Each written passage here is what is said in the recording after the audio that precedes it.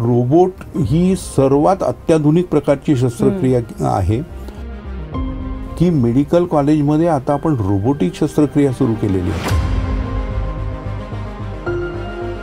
Even in India, in state run government medical college robot हा कुठेच नाही. त्याच्यामध्ये सर्वात पहिलं आपलं मेडिकल कॉलेज आहे. आता आपल्या मेडिकल कॉलेजमध्ये एक आपण नवं कॅन्सर हॉस्पिटल आणतोय. जे मेडिकल कॉलेजमध्ये इक्विपमेंट्स आहेत ते अतिशय हाय क्वालिटीचे इक्विपमेंट्स आहेत.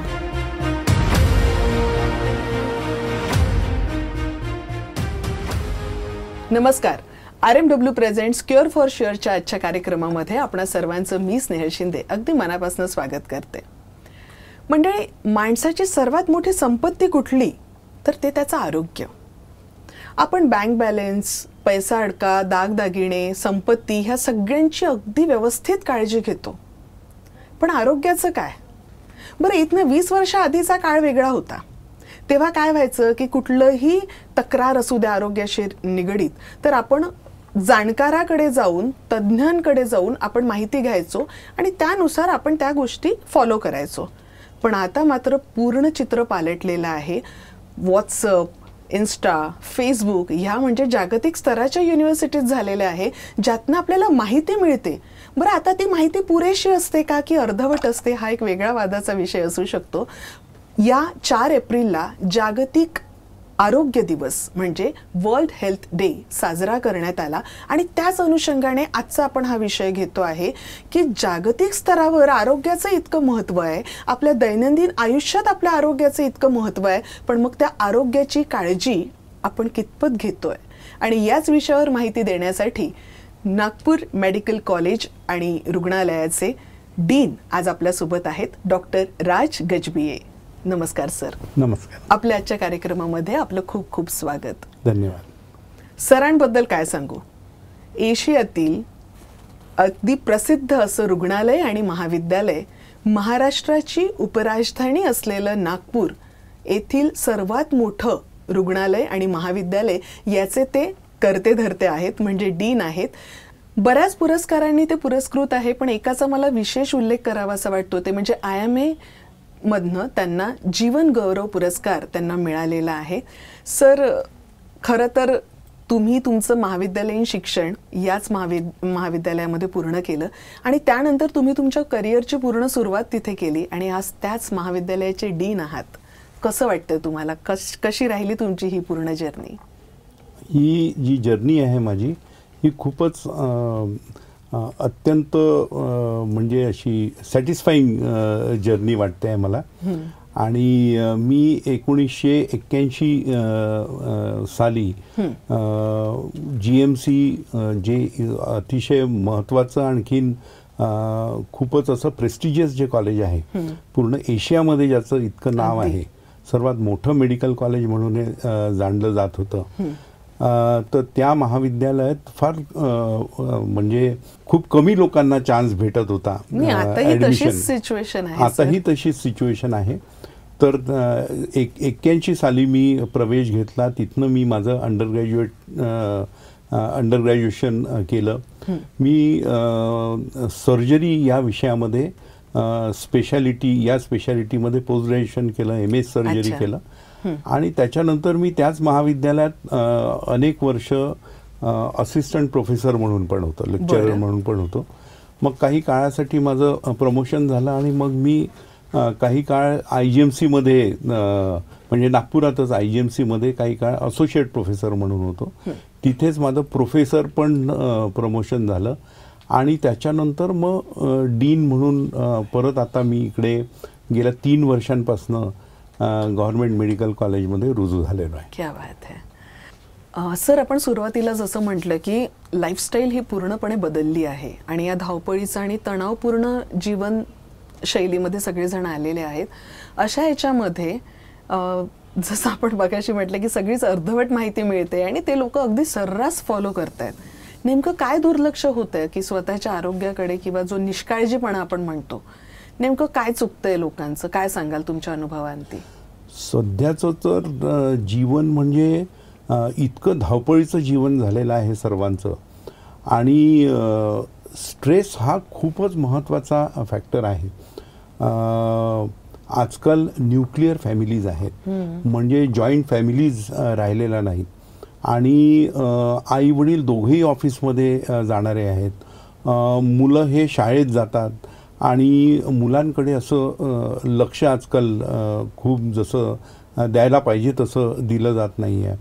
अतिशय असं फास्ट असं जीवनमान सर्वांचं झालेलं आहे. त्याच्यानंतर सर्वात महत्त्वाचं म्हणजे हा एक मोबाईल सर्वांच्या हातात जो आलेला आहे, हा या मोबाईलनी खूप मोठा म्हणजे असं खूप जोरदार असा इम्पॅक्ट केलेला आहे सर्वांच्या लाईफवर. मग जसं तुम्ही म्हणाले की व्हॉट्सॲप युनिव्हर्सिटीज आजकाल झालेल्या आहेत, तर या ज्या व्हॉट्सॲप युनिव्हर्सिटीमुळे जसं त्यांना अर्धवट ज्ञान आहे, तर मग ते त्याच्या अकॉर्डिंगली ते काहीतरी करायला पाहतात. से फॉर एक्झाम्पल त्यांना असं वाटतं की सेल्फ मेडिकेशन काहीतरी आपलं टाईप केलं, आणखीन गुगल केलं, आणखीन काही माहिती भेटली आणि तेच मेडिकेशन घ्यायला लागलेत. तर याच्यामुळे पण खूप असं त्याचा इम्पॅक्ट झालेला आहे. मग काही त्याचे ॲडव्हर्स रिॲक्शन झालेत, मग शेवटी मग ते डॉक्टरांकडे येतात. त्याचप्रमाणे आजकाल लाईफस्टाईल जी लोकांची झालेली आहे ती इतकी वेगळी झालेली आहे की आजकाल अल्कोहोलचं सेवन म्हणा किंवा धूम्रपान म्हणा, हे पण इवन लहान मुलांमध्ये पण पाहिलं जातं. इवन शाळेमध्ये पण हे झालेलं आहे. आई वडील दोघंही नोकरीवर असल्यामुळे असा धकाधकीचं जीवन झाल्यामुळे मुलांवर लक्ष नाही आणि त्याच्यामुळे असं इनिशियल स्टेजेसपासूनच मुलांच्या हेल्थवर पण परिणाम होतो. नावाजलेल्या शाळांमध्ये 7वी 8वीतल्या वर्गातल्या विद्यार्थ्यांच्या बॅगमध्ये ई सिगारेट्स मिळत आहेत. एक्झॅक्ट. म्हणजे ही फार चिंतेची बाब आहे. फारच चिंतेची बाब आहे. आणि आम्ही काही सर्वेस पण केलेले आहेत. आम्ही शाळांमध्ये पण काही कॅम्प्स घेतो आहे. बरं. त्याच्यामध्ये पण आम्ही त्यांना शाळांमध्ये हे जे स्मोकिंगचं प्रमाण म्हणजे लहान मुलांमध्ये वाढलेलं आहे, त्याचप्रमाणे ईटिंग हॅबिट्स, ज्या लहान मुलांमध्ये ईटिंग हॅबिट्स झालेल्या आहेत आजकाल, म्हणजे कोक म्हणा किंवा आणखीन एरिएटेड ड्रिंक्स आहेत. त्याचप्रमाणे पिझ्झा, बर्गर ह्या खाण्याच्या इतक्या हे झालेल्या आहेत, म्हणजे नॉर्मल फूड आजकाल मुलांना आवडत नाही. आणि त्याच्यामुळे शाळेमध्ये पण आरोग्याविषयी अनेक कॅम्प्स घेऊन त्यांचं निराकरण करणे हे फार महत्त्वाची बाब सध्या ठरलेली आहे. अगदी बरोबर. सर, एकीकडे लाईफस्टाईल बदलते आहे किंवा धकाधकीचं आयुष्य हे सगळं, पण एक आपल्याला एक ग्रुप असा आहे आजही की जो प्रचंड जिम मारेल, की व्यायाम करेल, स्वतःच्या व्यायामाकडे लक्ष देतील, झुंबा करतील आणि बऱ्याच वेगवेगळ्या प्रकारचे जे काही व्यायामाचे अलीकडे प्रकार आपल्याला ऐकायला येत आहेत. पण मग हे प्रत्येकाने किती करावं त्याचंही काही कॅल्क्युलेशन असेल ना. कारण मला असं वाटतं की जेव्हा आपण बघतो किंवा एखादा फारच करतोय आणि मग जिम मारता मारता त्याला अटॅक आलेला आहे, असे बरेच प्रकार आपण बघतोय आज. मग हे असं व्हायला काय कारण असू शकते? कोणत्याही गोष्टीचं जेव्हा आपण खूप जास्त ती गोष्ट अति करतो तर त्याचं काही ना काही नक्कीच परिणाम होतो. एक जिम मारणे ही फारच चांगली गोष्ट आहे. एका पर्टिक्युलर प्रमाणात कुणी जिमिंग केलं तर दॅट इज आपल्या बॉडीला जितकं झेपेल तेवढा आपण व्यायाम केला. हा व्यायाम हा करावाच. व्यायाम आहे, डाएट आहे, हे सर्व व्यवस्थित करावंच. पण आपल्या बॉडीला जेवढं झेपेल तेवढंच करावं. आजकाल प्रत्येकाला आपापली म्हणजे यंग मुलांमध्ये त्यांना बॉडी बनवायची असते. बरोबर. आणि त्यांचं म्हणजे शरीर हे असं चांगलं सौष्ठव झालं पाहिजे अशी त्यांची संकल्पना असते. पण मित्रांमध्ये म्हणा, मग परत ते व्हॉट्सॲप युनिव्हर्सिटी वगैरे ज्या असे जे प्रकार आहेत याच्यामध्ये त्यांना असं वाटतं की आपण लवकर कशी बॉडी बनवू शकतो. त्याचप्रमाणे आजकाल हे जे जिम सेंटर्स ज्यांचे आहेत ते काही त्यांचे जिम आणखीन चालायला पाहिजे चांगल्याने, तर ते काही असे प्रोटीनचे पावडर्स ठेवतात, डब्बे ठेवतात, त्याची विक्री करतात. त्याच्यामधूनही त्यांना फायदा होतो. आणि हे जे मुलं आहेत ज्यांना हे माहीत नसतं, त्यांच्या मसल बिल्डिंगमध्ये वगैरे ते प्रोटीन्सचा नक्कीच हे येतो, पण त्यात प्रोटीन्सचे दुष्परिणामही होतात. आणि मग असे माहीत नसताना, म्हणजे अंडर मेडिकल गायडन्स ते नाही आहेत, फक्त जिमचे ट्रेनर जे सांगतात त्याचप्रमाणे ते करतात आहे, खातात आहे, आणि त्यांना बॉडी बनवण्याची घाई झालेली आहे. तर त्याच्यामुळे मसल बिल्डिंग हे त्या प्रोटीन्सचे पावडर केल्यामुळे होतात तर लवकर, पण त्याचे दुष्परिणाम पण खूप आहेत. आणि दुष्परिणाम म्हणजे असे आहेत की मग त्याचं किडनीवर परिणाम होतो. आणि मग बरेचसे आम्ही अशा केसेस पाहिलेल्या आहेत की त्या प्रोटीन्सच्या अतिसेवनामुळे किडनी त्यांच्या फेल झालेल्या आहेत. बाकी आणखीन ऑर्गन्सवर त्याचे परिणाम होतात, लिव्हरवर त्याचे परिणाम होतात. तर आणि म्हणजे याच्यामध्ये पण असं ह्या यंग जनरेशनमध्ये फार अवेअरनेस वाढवणे फार जरुरी आहे. आणि त्यांनी फक्त जिममध्ये जाऊन खूप जास्त जिमिंग करणे पण बरोबर नाही, योग्य नाही आहे. प्रत्येक गोष्टीला प्रमाण असायला प्रत्येक गोष्टीला प्रमाण असायला हवं. अगदी. सर, तुम्ही जो उल्लेख केला की खाण्यापिण्याच्या जर सवयी बदलत आहेत, की घरं तितकेच रेस्टॉरंट, अशी काहीशी अवस्था नागपूरमध्ये झालेली आहे, इव्हन सगळीचकडे. तर संध्याकाळचा स्वयंपाक कितपत घरी होतो लोकांचा, हा बरेचदा मला पण प्रश्न पडतो की जेवढी गर्दी बाहेर दिसते. तर सर, खाण्यापिण्याच्या बाबतीत नेमकी काय काळजी घ्यायला पाहिजे आणि कसं आपण आपलं खानपान ठेवायला पाहिजे सुदृढ आरोग्याकरिता? खाण्यापिण्याच्या बाबतीत तर इतकं म्हणजे सगळं हे झालेलं आहे की हे इस्पेशली वेस्टर्न फूड आपल्या आता इंडियामध्ये पण आलेलं आहे. पूर्वी हे वेस्टर्न फूड नव्हतं. पिझ्झा, बर्गर, कोक ह्या सर्व बाहेरच्या कंपनीज आहेत आणि त्या सर्व इंडियामध्ये. म्हणजे आजकाल मुलांची लाईफस्टाईल बदललेली आहे खाण्यापिण्याबद्दल. त्यांना घरची भाजी पोळी भात वरण हे आवडत नाही, बिलकुल नको आहे. आणि इमिजिएटली त्यांना बर्गर लागतं, त्यांना पिझ्झा लागतो, त्यांना हे सर्व एरिएटेड ड्रिंक्स लागतात. आणि आजकाल काय काय ते नवे रेड बुल आणखीन काय काय नवे पेय आलेले आहेत. हे अतिशय याचं प्रमाण मुलांमध्ये खूप वाढलेलं आहे. याचा परिणाम ओव्हरऑल त्यांच्या लठ्ठपणामध्ये होतो. पूर्वी भारतामध्ये हा लठ्ठपणा नव्हता. अमेरिकामध्ये हीच लाईफस्टाईल असल्यामुळे अमेरिकेमध्ये दर 4 व्यक्तींच्या नंतर एक असा लठ्ठ व्यक्ती असतो. पण आता ही जी ओबेसिटी आहे हे इंडियामध्ये पण आलेलं आहे. आणि याचं कारण म्हणजे हे जे लाईफस्टाईल चेंजेस आहेत, हे लाईफस्टाईल चेंजेस आणि खाण्यापिण्यामधले जे चेंजेस आहेत, तर हे खाल्ल्यामुळे इवन आता मुलांमध्ये पण लठ्ठपणा आलेला आहे. म्हणजे इवन इंडिया हा 80% हा रुरल भाग आहे, 20% हे आपण अर्बन इंडिया आहे. पण आता असं लक्षात आलेलं आहे की इवन ऑल दिस फूड मटेरियल ते इवन रुरल एरियामध्ये पण आलेलं आहे. जर तुम्हाला असं वाटत असेल की कुठे भंडारा, गडचिरोली यासारख्या ठिकाणी पिझ्झा, बर्गर हे भेटणार नाही, पण तसं नाही आहे. तर त्यामुळे लठ्ठपणाचं प्रमाण हे इवन अशा मायक्रो इंटिरियरमध्ये पण झालेलं आहे.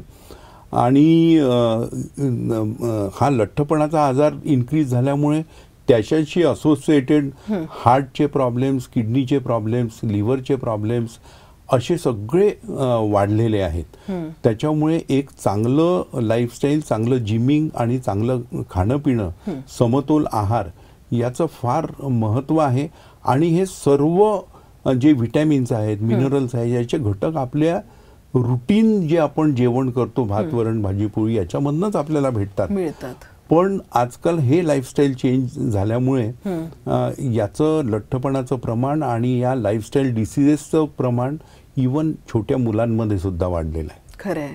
तर बाकी पण आणखीन याच्या मागची काही कारणं आहेत. से फॉर एक्झाम्पल बऱ्याच ठिकाणी आजकाल रेडीमेड फूड्स अवेलेबल झालेले आहेत. हे रेडीमेड फूड्स म्हणजे हे फ्रोझन फूड्स असतात आणि या फ्रोझन फूड्समुळे त्याच्यामध्ये अनेक जास्त कॅलरीज असतात.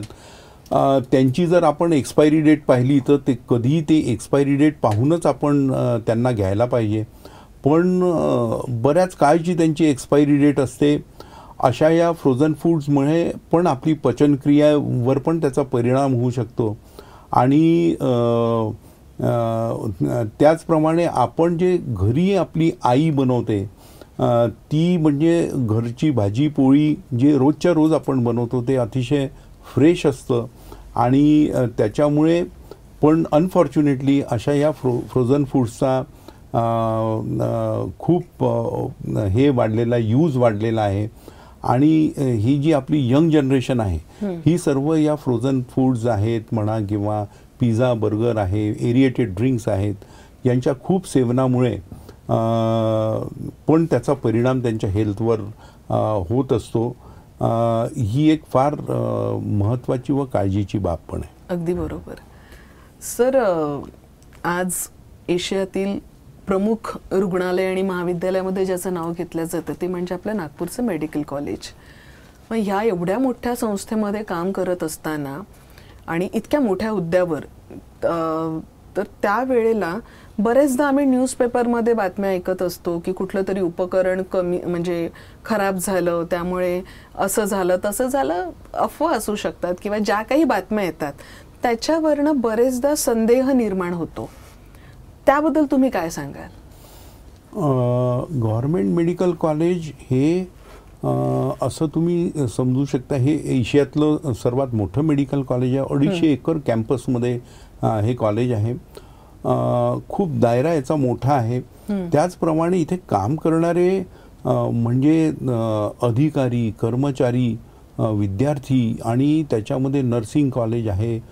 असं सगळं क्लास 1, क्लास 2, क्लास 3, क्लास 4 असा जर स्टाफ पाहिला आणि विद्यार्थ्यांची संख्या पाहिली तर जवळपास 7,000 लोक एका वेळेस त्या कॅम्पसमध्ये काम करत असतात, शिक्षण घेत असतात. असं सर्व खूप मोठा असा मेडिकल कॉलेजचा कारभार आहे.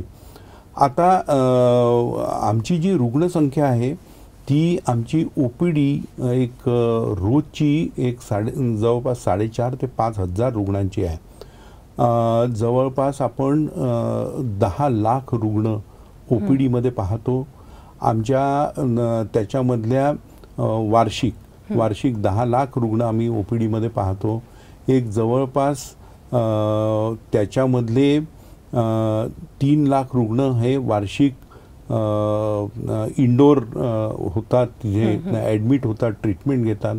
जवळपास वार्षिक आम्ही 50,000 ऑपरेशन्स करत असतो. 20 लाख इन्व्हेस्टिगेशन्स एका वर्षात हे मेडिकल कॉलेजमध्ये होतात. एवढं मोठं मेडिकल कॉलेजचं काम आहे. अनेकदा काही इतका भार आहे सर्व इन्व्हेस्टिगेशनचा म्हणा किंवा ऑपरेशन थिएटरवर पेशंट्सला बरा करण्याचा, इन्व्हेस्टिगेशन्स करण्याचा, बरा करण्याचा, त्यांची ट्रीटमेंट करण्याचा फार मोठा भार आहे. तर याच्यामध्ये कधी कधी काही इक्विपमेंट्स खराब असू शकतात, काही शटडाऊन होतात, पण त्याची काही आम्ही अल्टरनेट अरेंजमेंट पण लगेच आम्ही करतो. पण गेल्या काही वर्षांपासून, आता 3 वर्षांपासून मी मेडिकल कॉलेजमध्ये आलेलो आहे. आता इतक्यात गेल्या 3 वर्षात तर मी हे पाहतोय की खूप चांगलं फंडिंग मेडिकल कॉलेजला आलेलं आहे. जे मेडिकल कॉलेजमध्ये इक्विपमेंट्स आहेत ते अतिशय हाय क्वालिटीचे इक्विपमेंट्स आहेत. ऑफकोर्स भार पण त्या इन्स्ट्रुमेंट्सवर तेवढाच आहे. पण आता त्याचं म्हणजे आता मेडिकल कॉलेजमध्ये 4 CT स्कॅन्स आहेत. हा, आणि एक CT स्कॅन जरी बंद पडला तरी बाकी 3 मध्ये आम्ही ते रुग्ण वळती करतो आणि तिकडनं CT स्कॅन करणं हे होतं. मेडिकल कॉलेजमध्ये आपल्याला सांगण्यात मला फार आनंद होईल की मेडिकल कॉलेजमध्ये आता आपण रोबोटिक शस्त्रक्रिया सुरू केलेली आहे. म्हणजे रोबोट ही सर्वात अत्याधुनिक प्रकारची शस्त्रक्रिया आहे. मला सांगण्यात आणखीन आनंद होईल की गव्हर्नमेंट मेडिकल कॉलेज नागपूर हे पहिलं असं रुग्णालय आणि मेडिकल कॉलेज आहे पूर्ण महाराष्ट्राच्या स्टेट ऑफ महाराष्ट्रामध्ये तर आहेच, गव्हर्नमेंट मेडिकल कॉलेजमध्ये कुठेच नाही आहे रोबोट. त्याचप्रमाणे even in India in state run government medical college robot हा कुठेच नाही. त्याच्यामध्ये सर्वात पहिलं आपलं मेडिकल कॉलेज आहे ज्याच्यामध्ये रुग्णांच्या सर्व शस्त्रक्रिया रोबोटिक होतात. गव्हर्नमेंटनी आपल्याला तो रोबोट घेऊन दिलेला आहे व एका वर्षात आपण 200हून अधिक शस्त्रक्रिया रोबोटिक द्वारा केलेल्या आहेत. ही एवढ्या कमी पिरियडमध्ये एवढ्या जास्त शस्त्रक्रिया केलेलं हे पहिलं मेडिकल कॉलेज पूर्ण खूप मोठी उपलब्धी आहे. आणि त्याचप्रमाणे आपल्या इथे न्यूक्लिअर मेडिसिन डिपार्टमेंट आहे, ते पण पहिलंच असं डिपार्टमेंट आहे की जिथे थायरॉइड म्हणा, आणखीन किडनी आणि पॅनक्रियाज चे जे काही विकार आहेत ते डायग्नोज केल्या जातात, ते बरे केल्या जातात. तर हे पण असं पहिलंच डिपार्टमेंट आहे. त्याचप्रमाणे मेडिकल कॉलेजमध्ये सुपर स्पेशालिटी हॉस्पिटल आहे, अनेक सुपर स्पेशालिटी सोयी इथे आहेत, अनेक इन्स्ट्रुमेंट इक्विपमेंट आहेत. पण गेल्या 3-4 वर्षात खूप याच्यामध्ये डेव्हलपमेंट झालेले आहेत आणि त्याचा रुग्णांना फारच फायदा होतो. मेंटेनन्स प्रॉपर होतोय, मेंटेनन्स पण प्रॉपर होतोय. फॉर्च्युनेटली गेल्या काही वर्षांपासून आपल्याला मेंटेनन्सच्या ग्रँट्स वगैरे पण चांगल्या येतात आहे. तर त्याच्यामुळे आणखीन मला सांगण्यात आपल्याला आनंद होईल की मेडिकल कॉलेज हे रुग्ण पूर्वी जसं होतं की औषधं उपलब्ध नव्हते जे काही, तर बऱ्याचशा रुग्णांना बाहेरून आपण लिहून द्यायचो. आजच्या दिवशी सर्जिकल साहित्य व औषधी हे मेडिकल कॉलेजमध्ये सगळेच अवेलेबल आहेत. महागातल्या महाग जरी औषध असेल तरी ते गरीब रुग्णाला भेटायला पाहिजे, याच्यासाठी आम्ही सर्वतोपर प्रयत्न केलेले आहेत. आणि आजच्या तारखेला मेडिकल कॉलेजमध्ये कोणत्याच रुग्णाला एकही औषध किंवा एकही सर्जिकल साहित्य बाहेरून आणावं लागत नाही. वा सर, तुम्ही म्हटल्याप्रमाणे की मध्य भारतातलं सर्वात मोठं हॉस्पिटल आहेच, यात काही शंका नाही. फक्त महाराष्ट्रच नाही तर मध्य प्रदेश, छत्तीसगड इथनं देखील पेशंट तिथे येते, त्यामुळे डेफिनेटली भार आहे तिथे, वर्कलोड तितका आहे. रोज इतक्या येणाऱ्या रुग्णांची तुम्ही सगळी सोय बघतायत आणि त्यांना सगळ्या फॅसिलिटी देतायत, ही खूप मोठी गोष्ट आहे. आणि असं का होतंय म्हणजे बरेचदा ह्या ज्या बातम्या आपल्याला बाहेरनं येतात ते अगदी लास्ट मिनिटला पेशंट तिथे आल्यावर डॉक्टर्सला किंवा तिथल्या टीमला अगदी प्रयत्नांची पराकाष्ठा करावी लागते त्याला तिथनं खिचून आणण्याकरता, आणि ती करते देखील. आणि असे बरेच उदाहरणं आहेत की अगदी मृत्यूच्या दाढेत असताना मेडिकलच्या डॉक्टर्सनी आणि तिथल्या सुविधांनी लोकांना त्यातनं बाहेर काढलं आणि तो व्यक्ती बरा झाला. तर मग लास्ट मिनिटला लोक येतात, असा काही तुमचा अनुभव आहे की सगळीकडे फिरून झाल्यावर मग शेवटी मेडिकलला यायचं आणि मग काही झालं की मग तो भार पण मेडिकलच्या स्टाफवर टाकायचा, असं काही होतं का? असंच होत आहे. इनफॅक्ट हे असं होत आहे, गव्हर्नमेंट मेडिकल कॉलेज आपण आपलं हे जे नागपूरमध्ये गव्हर्नमेंट मेडिकल कॉलेज आहे, नागपूर सिटीच आपली MP बॉर्डरवर आहे. तर MP मध्य प्रदेशच्या अतिशय जवळ आहे. इकडे आपल्याला छत्तीसगड जवळ आहे, मध्य प्रदेश जवळ आहे, तेलंगणा जवळ आहे. तर बरेचसे आपल्या सराउंडिंगचे महाराष्ट्रातले तर पेशंट येतातच मेडिकल कॉलेजमध्ये. पण मेडिकल कॉलेजमध्ये MP, छत्तीसगड आणि तेलंगणा या स्टेटमधनं पण आपल्याकडे बरेचसे पेशंट्स येतात आणि त्याचा पण या स्टेटला फायदा होतो.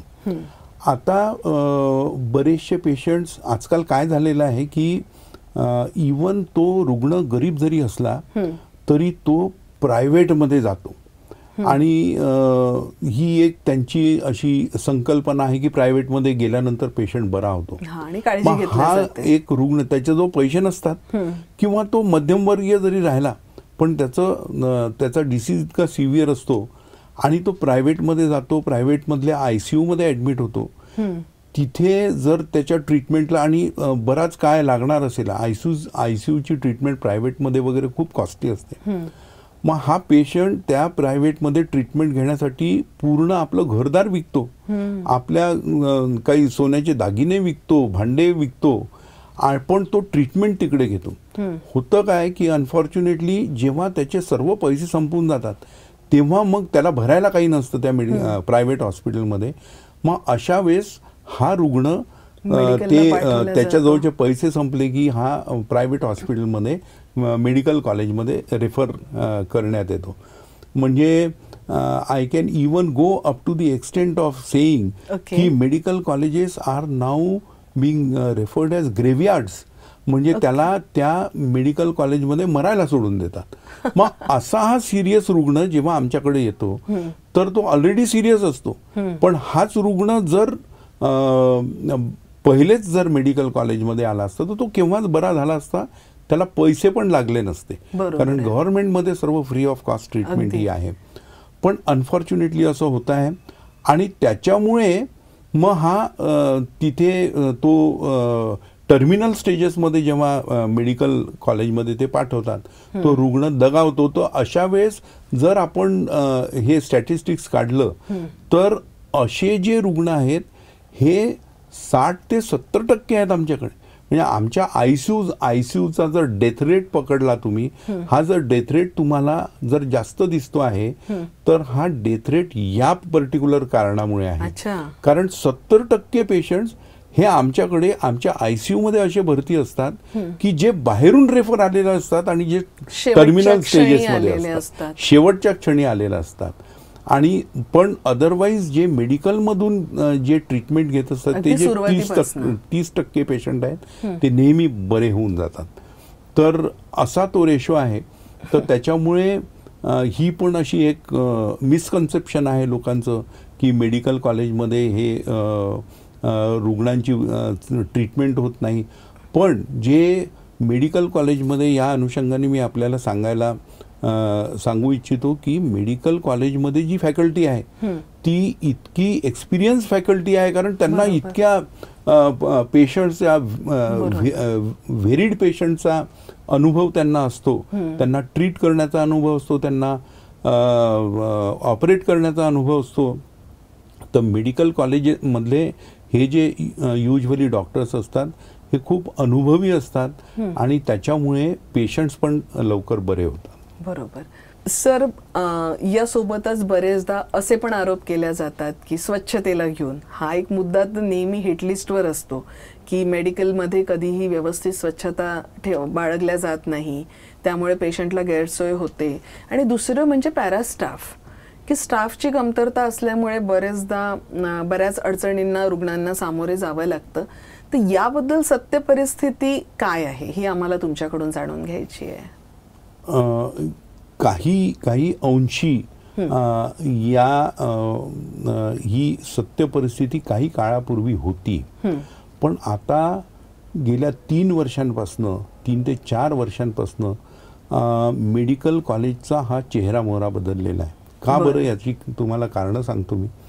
आता मेडिकल कॉलेजमध्ये सध्याचं जे गव्हर्नमेंट आहे त्यांनी खूप पैसे देऊ केलेले आहेत. पूर्ण मेडिकल कॉलेजमध्ये अनेक ठिकाणी खूप चांगले कन्स्ट्रक्शनचे कामं सुरू आहेत. पूर्ण हॉस्पिटल आणि पूर्ण मेडिकल कॉलेजची बिल्डिंग जी आहे ती पूर्ण चेंज होते आहे. जर तुम्ही आता मेडिकल कॉलेजमध्ये जर फेरफटका मारायला आले तर तुमच्या लक्षात येईल की एक स्कायवॉक झालेला आहे. मेडिकलचं मेन गेट जर पाहिलं असेल तुम्ही तर ते मेन गेट चांगलं झालेलं आहे. त्याचप्रमाणे आता मेडिकल कॉलेजमध्ये पूर्ण, कारण ही 75 वर्ष जुनी इमारत आहे, तर या मेडिकल कॉलेजमध्ये म्हणजे सिलिंगमधनं पाणी गळत होतं. पण आता गव्हर्नमेंटनी खूप चांगला पैसा मेडिकलच्या पूर्ण रिनोव्हेशनसाठी खूप चांगला पैसा देऊ केलेला आहे. त्याच्यामुळे इन्फ्रास्ट्रक्चर हे नक्कीच खूप प्रमाणात बदलत आहे. जवळपास 1100 कोटी रुपयांचे कामं मेडिकल कॉलेजच्या कॅम्पसमध्ये सुरू आहेत. त्याचप्रमाणे स्टाफचा जो तुटवडा होता नक्कीच काही काळापूर्वी होता. नर्सिंग स्टाफ आहे तर नर्सिंग स्टाफचा तुटवडा काही काळापूर्वी होता.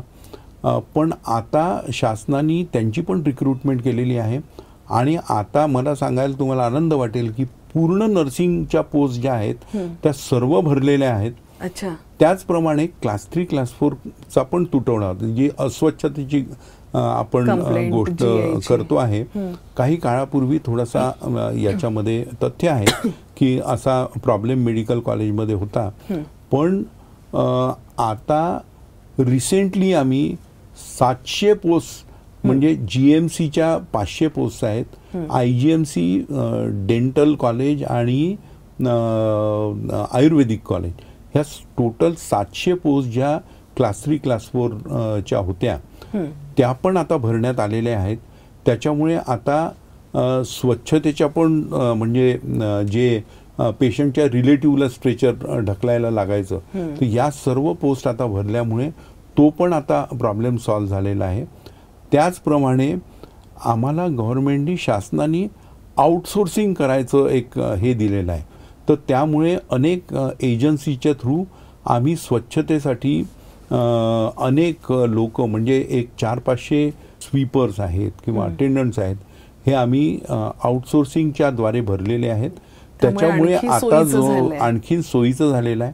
पूर्वी जसा सिनेरिओ होता तसा आता सध्याच्या परिस्थितीत नाही आहे. म्हणजे आता चित्र पालटतंय.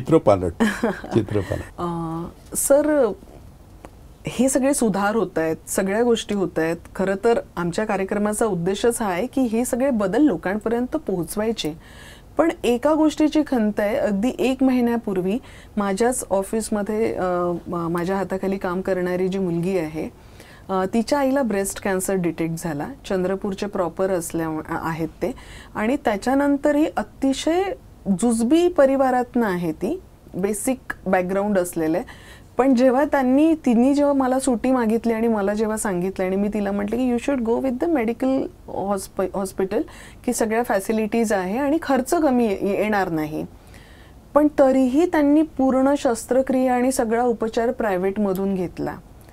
तर लोकांची मानसिकता अजूनही मेडिकल कॉलेजकडे बघण्याची किंवा रुग्णालयाकडे बघण्याची तीच आहे. मला असं वाटतं की कॅन्सर अलीकडे इतकं वाढलं आहे की घरोघरी एक 4 घरं सोडली की आपल्याला कॅन्सरचे पेशंट दिसत आहेत. तर त्या केसमध्ये आजच्या या कार्यक्रमाच्या माध्यमातून कॅन्सरसाठी काय फॅसिलिटीज अवेलेबल आहे कॅन्सर रुग्णांकरता हे तुम्ही सांगावं असं मला अगदी मनापासून वाटतंय. ऑफकोर्स म्हणजे थोडेसे जे नॉन अफोर्डिंग पेशंट्स असतात त्यांच्यामध्ये पण थोडासा हा भ्रम आहे की मेडिकल कॉलेजमध्ये चांगली ट्रीटमेंट होत नाही. आता मेडिकल कॉलेजमध्ये गर्दी ही नक्कीच असते, कारण ज्या रुग्णांकडे काहीच पैसा राहत नाही तर त्यांना मेडिकल कॉलेजशिवाय पर्याय नाही.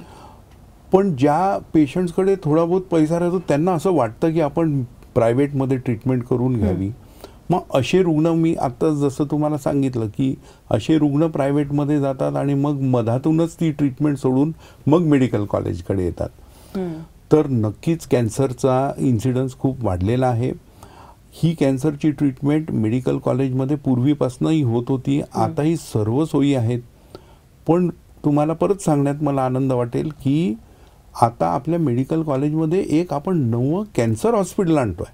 बरं. आणि कॅन्सर हॉस्पिटलचं काम हे 50 ते 60% पूर्ण झालेलं आहे. अच्छा. आणि एका वर्षभरामध्ये हे कॅन्सर हॉस्पिटल सुरू होणार आहे. क्या बात. तर एक वेगळं कॅन्सर हॉस्पिटल मेडिकल कॉलेजमध्ये ज्याच्यासाठी पूर्ण स्टाफ आहे, पूर्ण ट्रेन डॉक्टर्स तिथे राहतील आणि एक लिनियाक ॲक्सिलरेटर म्हणून एक मशीन असते. मेडिकलचे इक्विपमेंट्स एवढे कॉस्टली असतात. लिनियाक ॲक्सिलरेटरचा जो खर्च आहे ते लिनियाक ॲक्सिलरेटरच एक 50 कोटीचा आहे. फक्त एक मशीन 50 कोटीची आहे. तर पण त्याचा फायदा हा रुग्णांना भरपूर होणार आहे. आणि लवकरात लवकर आपल्या इथे कॅन्सर हॉस्पिटल सुरू होत आहे. त्याच्यामध्ये सर्व आधुनिक फॅसिलिटीज राहतील. आता सध्या कॅन्सर हॉस्पिटल म्हणजे एक राष्ट्रसंत तुकडोजी कॅन्सर हॉस्पिटल होतं, पण मेडिकलमध्ये सर्व कॅन्सरचे उपचार होतात, आधुनिक पद्धतीने होतात. आता आम्ही अन्ननलिकेचा कॅन्सर किंवा पोटाचा कॅन्सर किंवा आतड्यांचा कॅन्सर हा आम्ही minimally invasive surgery, laparoscopic surgery या शस्त्रक्रियेद्वारे करतो.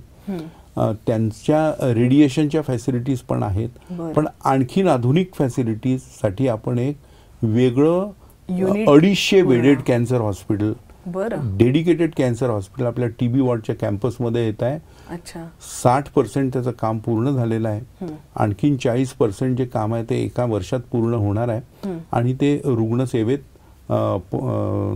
त्याचं लोकार्पण लवकरात लवकर होणार. अरे वा, म्हणजे खरंच फार कौतुकास्पद आहे. हो सर, मी सुरुवातीलाच जे म्हटलं की तुम्ही मेडिकल कॉलेजमधनं डिग्री घेतली आणि त्यानंतर तिथेच तुम्ही कार्यरत राहिले. मेडिकल कॉलेजचा आजही पूर्ण भारतामध्ये बऱ्याच विद्यार्थ्यांचं स्वप्न असते की आपल्याला ॲडमिशन मेडिकल कॉलेजला मिळाली पाहिजे. कुणाचे पूर्ण होतात आणि मॅक्सिमम लोकांचे ते स्वप्न अपूर्ण राहतात. याबद्दल तुम्ही काय सांगाल पालकांना आणि विद्यार्थ्यांना की मेडिकलमध्ये जर आपल्याला ॲडमिशन घ्यायची असेल तर तुमची मेहनत कशी असायला हवी आणि कुठल्या गोष्टींकडे त्यांनी फोकस करायला हवा? एक्झॅक्टली. त्यांनी मेडिकल कॉलेजमध्ये ॲडमिशन घेणे आजकाल म्हणजे फार म्हणजे कॉम्पिटिटिव्ह झालेलं आहे. आणि पूर्वीसारखं जसं हे मेडिकल कॉलेज होतं तर this medical college use to cater to Vidarbha region. म्हणजे विदर्भातले जे मुलं आहेत जे 12वी पास होत होते आणि त्याच्यानंतर मग ते या मेडिकल कॉलेजमध्ये शिक्षण घेत होते. म्हणजे एखादा विदर्भातला मुलगा हा काही दिल्ली किंवा मुंबईला जात नव्हता. त्याच्यासाठी हे मेडिकल कॉलेजची फॅसिलिटी इथे नागपूरमध्ये होती. पण आजकाल तसं राहिलेलं नाही. आजकाल सर्व नीटची परीक्षा आलेली आहे. त्याच्यामुळे या नीटच्या परीक्षेमध्ये जो कोणी विद्यार्थी ऑल इंडिया लेवलवर कॉम्पिटिशन सेंट्रलाइज झालेला आहे. त्याच्यामुळे आज मेडिकल कॉलेजमध्ये ॲडमिशन घेणारा विद्यार्थी हा तामिळनाडूमधून पण येतो, केरळमधून पण येतो, पंजाबमधून पण येतो, राजस्थान, सर्व स्टेट्समधनं आजकाल मेडिकल कॉलेजमध्ये मुलं ॲडमिशन घेतात. तर कॉम्पिटिशन ही खूप वाढलेली आहे. नीट PGमध्ये त्यांनी खूप चांगला अभ्यास करणे व खूप चांगला स्कोअर करणे गरजेचं आहे. त्याचप्रमाणे एकदा त्यांनी ही डिग्री घेतली की एक दुसरी नीट PG म्हणून पोस्ट ग्रॅज्युएशनसाठी परत एक त्यांना नीट द्यावी लागते. तर मेडिकल कॉलेजेसमध्ये ॲडमिशन घेणे आणि ती मिळवणे हे फार महत्त्वाचं आहे. नीट PGचा खूप चांगल्याने अभ्यास करणे जरुरी आहे. कारण प्रायव्हेट मेडिकल कॉलेजेस पण आलेले आहेत. पण प्रायव्हेट मेडिकल कॉलेजेसची फीज इतकी जास्त आहे म्हणजे ती करोडोंमध्ये असते. आणि एक साधारण घरचा माणूस किंवा विद्यार्थी त्या प्रायव्हेट मेडिकल कॉलेजमध्ये कधीच ॲडमिशन घेऊ शकत नाही. तर मेडिकल कॉलेजमध्येच हे सगळ्यात मेरिटोरियस स्टुडंट्स येतात. मेडिकल कॉलेजमध्ये ज्यांना ॲडमिशन भेटत नाही गव्हर्नमेंटच्या त्यांना मग नंतर प्रायव्हेट मेडिकल कॉलेजमध्ये ॲडमिशन घ्यावी लागते. तर सर्व मेरिटोरियस विद्यार्थी हे गव्हर्नमेंटच्या मेडिकल कॉलेजमध्येच ॲडमिशन घेत असतात. पण हे करताना त्यांनी नीटचा खूप चांगल्याने अभ्यास केला पाहिजे व त्याच्यासाठी जर त्यांना काही क्लासेस किंवा आजकाल बरेचसे क्लासेस वगैरे पण निघाले आहेत. पण काही असं जरुरी नाही त्यांनी त्या क्लासेसमध्येच जायला पाहिजे. ते घरी पण खूप चांगल्याने असा ऑर्गनाइज्ड आपला अभ्यास कॉन्सन्ट्रेट करायला पाहिजे आणि त्यांना नक्कीच मग ही ॲडमिशन भेटू शकते. अगदी. सर, आपल्या मेडिकल कॉलेजला 75 वर्ष पूर्ण झालेले आणि आता एक 100 वर्षाकडे त्याची वाटचाल सुरू झालेली आहे. खूप मोठा काळ आणि खूप मोठा इतिहास त्याच्यासोबत आहे. खूप चांगले वाईट अनुभव त्याच्यासोबत आहे. इथून पुढल्या वाटचालीसाठी काय प्रावधान केलेले आहेत असं तुम्ही सांगाल? आपल्या गव्हर्नमेंट मेडिकल कॉलेज नागपूर ही एक अतिशय गौरवाची बाब आहे. आपण म्हणजे आम्ही त्याच्यामधनं एज्युकेशन घेतलं. इतकी प्रीमियर ही इन्स्टिट्यूट आहे. या प्रीमियर इन्स्टिट्यूटमधनं मला आपल्याला सांगायला आवडेल की 15,000 विद्यार्थी हे पूर्ण वर्ल्डमध्ये स्कॅटर्ड आहेत. त्याच्यामध्ये कुठे भारतात असतील, नागपुरात असतील. 1947 मध्ये या मेडिकल कॉलेजची सुरुवात झाली. मागच्याच वर्षी आपण प्लॅटिनम जुबली म्हणजे 75 वर्ष पूर्ण झाली. तर आपण प्लॅटिनम जुबली या मेडिकल कॉलेजची सेलिब्रेट केली. जेव्हा मेडिकल कॉलेज 1947 मध्ये सुरुवात झाली होती आपल्या इंडिपेंडन्सच्या वेळेस, तर तेव्हा या मेडिकल कॉलेजचं उद्घाटन हे डॉक्टर राजेंद्र प्रसाद, पहिले प्रेसिडेंट ऑफ इंडिया, यांच्या हस्ते झालेलं होतं. आणि ही जी प्लॅटिनम जुबली मागच्या वर्षी सेलिब्रेट झाली, म्हणजे ती मी माझं भाग्य समजतो की ती माझ्या कार्यकाळात साजरी करण्यात आली. व त्याचं पण उद्घाटन हे प्रेसिडेंट ऑफ इंडिया महामहिम माननीय मुर्मूजी यांच्या हस्ते झालं. आणि तो एक फार मोठा प्रोग्राम झाला. हे इतकं प्रीमियर इन्स्टिट्यूट आहे की या इन्स्टिट्यूटमध्ये मला आपल्याला सांगण्यात आनंद होईल की एक 20 ते 25 पद्मश्री आणि पद्मभूषण या मेडिकल कॉलेजेसनी दिलेले आहेत. या मेडिकल कॉलेजेसनी आमटेज, सातव आणि कोल्हे यांच्यासारखे सोशल वर्कर्स निर्माण, बंग, अभय बंग, राणी बंग, हे सर्व या इन्स्टिट्यूटचे प्रॉडक्ट्स आहेत. मला खूप आनंद वाटतो. आणि या इन्स्टिट्यूटमधनं एक जवळपास 25 ते 30 IAS आणि IPS ऑफिसर्स झालेले आहेत. या इन्स्टिट्यूटमधनं एक साधारणतः 5 ते 7 मॅगसेसे अवॉर्ड विनर्स आहेत. आमटे आहेत, मागच्या वर्षीच त्यांना भेटलेला आहे मॅगसेसे अवॉर्ड. आणि असे अनेक दिग्गज, जवळपास 50 ते 55 मिलिटरी पर्सनेल ब्रिगेडियर रँकचे या मेडिकल कॉलेजेसनी दिलेले आहेत. इथनं ते विद्यार्थी MBBS करून मग मिलिटरी सर्व्हिसेसमध्ये जॉईन झालेले आहेत. या मेडिकल कॉलेजेसनी आणखीन जवळपास 20 ते 25 मंत्री आणि पॉलिटिशियन्स दिलेले आहेत. तर असा या मेडिकल कॉलेजचा खूप चांगला इतिहास आहे. आणि मेडिकल कॉलेजमध्ये फ्युचर म्हणजे आता सुपर स्पेशालिटी हॉस्पिटल तर झालेलंच आहे, पण अनेक नवे नवे डिपार्टमेंट्स उघडतात आहे. आणि मेडिकल आजकाल रुग्णांच्या ट्रीटमेंटचा जो पार्ट आहे तो अनेक टेक्नॉलॉजीजद्वारे नव्या नव्या टेक्नॉलॉजीज निर्माण होतात आहे. जसं मी आपल्याला सांगितलं की नव्या टेक्नॉलॉजीजमध्ये रोबोटिक शस्त्रक्रिया ही या मेडिकल कॉलेजमध्ये सुरू झालेली आहे. न्यूक्लिअर मेडिसिन डिपार्टमेंट आहे. जेरियाट्रिक, मी ते नमूद करू इच्छितो की ओल्ड एज पेशंटसाठी आपण एक वेगळा जेरियाट्रिक वॉर्ड बनवतो आहे. त्याच्यामध्ये सगळे ओल्ड एजचेच पेशंट आणि त्यांचीच ट्रीटमेंट होणार. आता सध्या आम्ही OPD सुरू केलेली आहे, पण जेरियाट्रिक पण हे होणार आहे, वॉर्ड पण सुरू होणार आहे. एक आणखीन आपल्याला सांगावंसं वाटतं की हा जो आपला बेल्ट आहे, नागपूर आणि सराउंडिंग एरिया, चंद्रपूर, गडचिरोली, आणखीन काही भाग, याच्यामध्ये काही कम्युनिटीजमध्ये असं सिकल सेल डिसीजचा प्रादुर्भाव फार आहे. तर सिकल सेल डिसीजसाठी ज्या आधुनिक ट्रीटमेंट अवेलेबल आहेत त्या आधुनिक ट्रीटमेंट आपण इथे एस्टॅब्लिश करण्याचा प्रयत्न करतो आहे. आपण एक national institute of sickle cell and thalassaemia एक असं एक सेंटर बनवतो आहे. तर त्याचं पण निर्माणाधीन कार्य आता लवकर सुरू होईल.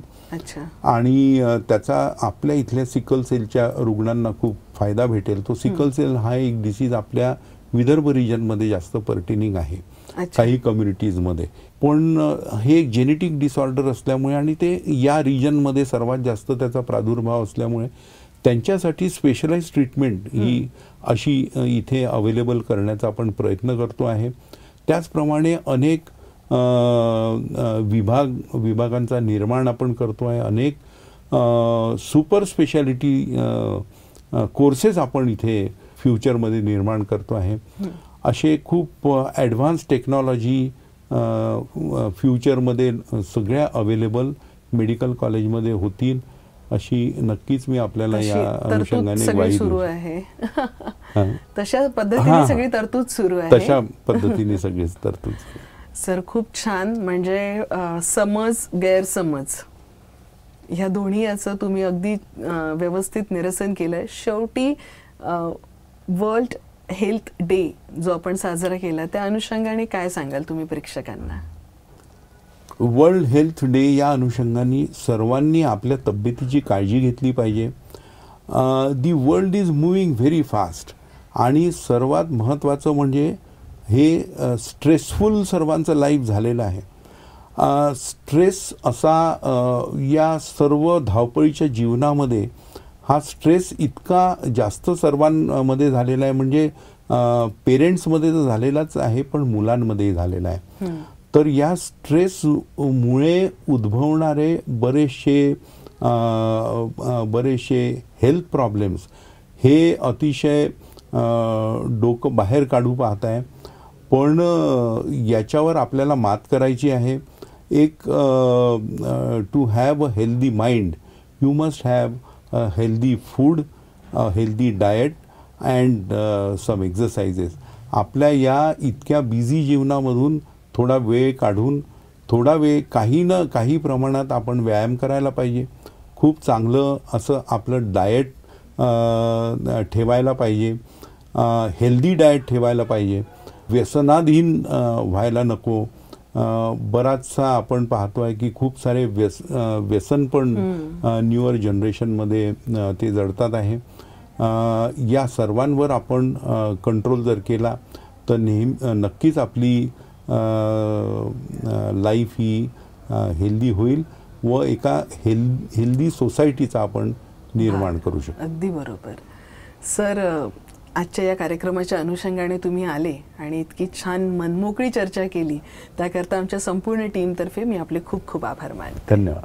थँक्यू. काय आहे ना, आयुष्यामध्ये समतोल खूप आवश्यक आहे. व्यायाम करताय त्याचा समतोल हवा, खाणपान करतायत त्याचा समतोल हवा, व्यसन करतायत त्याचा देखील समतोल हवा.